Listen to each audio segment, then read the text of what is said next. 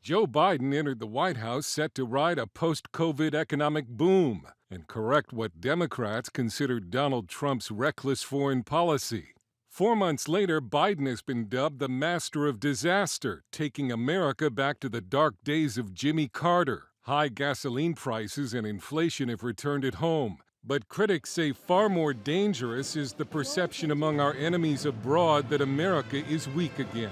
As Joe Biden makes good on his promise to roll back Donald Trump's foreign policy, it certainly doesn't feel as if it has made America or the world safer. North Korea greeted the new administration in March by firing missiles into the Sea of Japan. The White House response was basically, "Don't do that again."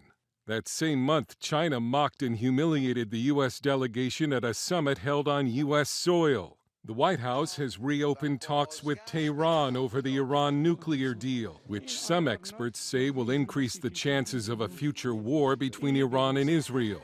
And it resumed hundreds of millions of dollars in U.S. aid to the Palestinians, 1 month before Hamas fired rockets into Israel.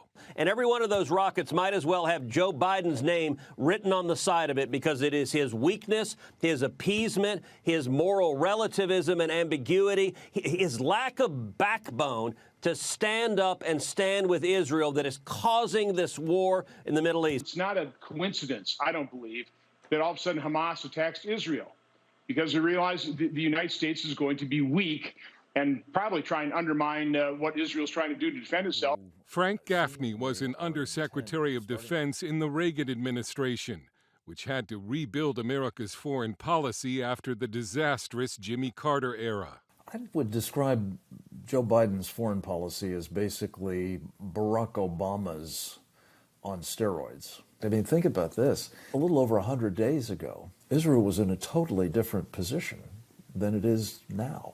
And that's 100% because of the Biden foreign policy mistakes. Biden is also allowing the completion of Russia's Nord Stream pipeline while canceling America's Keystone pipeline. But the biggest fallout from White House policy is right on our southern border and record numbers of illegal immigrants. A new poll shows academics approve of Biden's foreign policy, but old hands like Gaffney say they've seen these kinds of policies in action before, and it doesn't end well. Dale Hurd, CBN News.